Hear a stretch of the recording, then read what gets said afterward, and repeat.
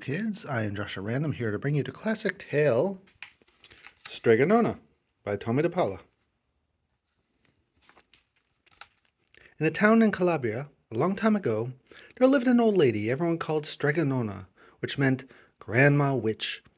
Although all the people in town talked about her in whispers, they all went to see her if they had troubles. Even the priests and the sisters of the convent went, because Strega Nona did have a magic touch. She could cure a headache with oil and water and a hairpin. She made special potions for the girls who wanted husbands, and she was very good at getting rid of warts.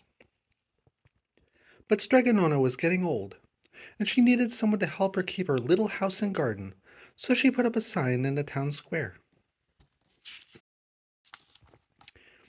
And Big Anthony, who didn't pay attention, went to see her. "Anthony," says Strega Nona, "you must sweep the house and wash the dishes. You must weed the garden and pick the vegetables. You must feed the goat and milk her, and you must fetch the water. For this I will give you 3 coins and a place to sleep and food to eat." "Oh, grazie," said Big Anthony. "The one thing you must never do," said Strega Nona, "is touch the pasta pot. It is very valuable, and I don't let anyone touch it." "Oh, si, yes," said Big Anthony. And so the days went by. Big Anthony did his work, and Strega Nona met with the people who came to see her for headaches and husbands and warts. Big Anthony had a nice bed to sleep in next to the goat shed, and he had food to eat. One evening, when Big Anthony was milking the goat, he heard Strega Nona singing. Peeking in the window, he saw Strega Nona standing over the pasta pot. She sang, "Bubble, bubble, pasta pot, boil me some pasta nice and hot. I'm hungry and it's time to sup. Boil enough pasta to fill me up." And the pasta pot bubbled and boiled and was suddenly filled with steaming hot pasta. Then Strega Nona sang, "Enough, enough, pasta pot. I have my pasta nice and hot. So simmer down my pot of clay until I'm hungry another day." "How wonderful," said Big Anthony. "That's a magic pot for sure." And Strega Nona called Big Anthony in for supper. But too bad for Big Anthony, because he didn't get to see Strega Nona blow 3 kisses to the magic pasta pot. And this is what happened. The next day, when Big Anthony went to the town square to fetch the water, he told everyone about the pasta pot. And naturally, everyone laughed at him because it sounded so silly. A pot that cooked all by itself. "You better go and confess to the priest, Big Anthony," they said. "Such a lie." And Big Anthony was angry, and that wasn't a very good thing to be. "I'll show them," he said to himself. "Someday I will get the pasta pot and make it cook, and then they'll be sorry." That day came sooner than even Big Anthony would have thought, because 2 days later, Strega Nona said to Big Anthony, "Anthony, I must go over to the mountain to next town to see my friend Strega Nona. Sweep the house and weed the garden, feed the goat and milk her, and for your lunch there's some bread and cheese in the cupboard. And remember, don't touch the pasta pot." "Oh, yes, yes, Strega Nona," said Big Anthony. But inside he was thinking, "My chance has come." As soon as Strega Nona was out of sight, Big Anthony went inside, pulled the pasta pot off the shelf, and put it on the floor. "Now let's see if I can remember the words," said Big Anthony. And Big Anthony sang, "Bubba, bubba, pasta pot, boil me some pasta nice and hot. I'm hungry and it's time to sup. Boil enough pasta to fill me up." And sure enough, the pot bubbled and boiled and began to fill up with pasta. "Aha!" said Big Anthony.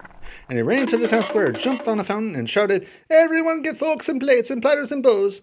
Pasta for all at Strega Nona's house. Big Anthony has made the magic pasta pot work." Of course, everyone laughed, but ran home to get forks and plates and platters and bowls. And sure enough, when they got to Strega Nona's, the pasta pot was so full it was beginning to overflow. Big Anthony was a hero! He scooped out pasta and filled the plates and platters and bowls. There was more than enough for all the townspeople, including the priest and the sisters from the convent.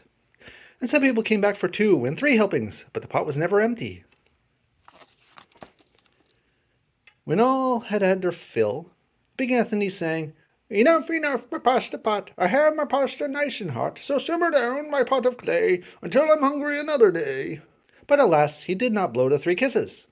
He went outside, and to the applause of the crowd, Big Anthony took a bow. He was so busy listening to compliments from everyone that he didn't notice the pasta pot was still bubbling and boiling until a sister from the convent said, "Oh, Big Anthony, look!" and pasta was pouring out of the pot all over the floor of Strega Nona's house and was coming out the door. Big Anthony rushed in and shouted the magic words again, but the pot kept bubbling. He took the pot off the floor, but the pasta kept pouring from it. Big Anthony grabbed the cover and put it on the pot and sat on it. But the pasta raised the cover, and Big Anthony as well, and spilled on the floor of Strega Nona's house. "Stop!"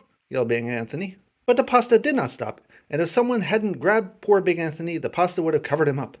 The pasta had all but filled the little house. Out of the windows and through the doors came the pasta, and the pot kept right on bubbling. The townspeople began to worry. "Do something, Big Anthony!" they shouted. Big Anthony sang the magic song again, but without the 3 kisses it did no good.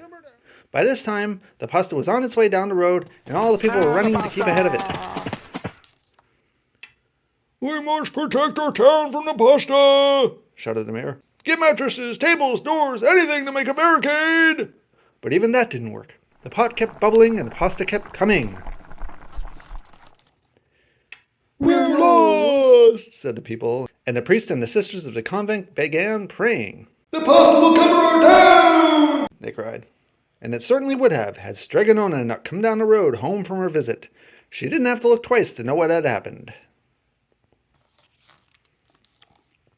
She sang the magic song and blew the 3 kisses, and with a sputter the pot stopped boiling and the pasta came to a halt.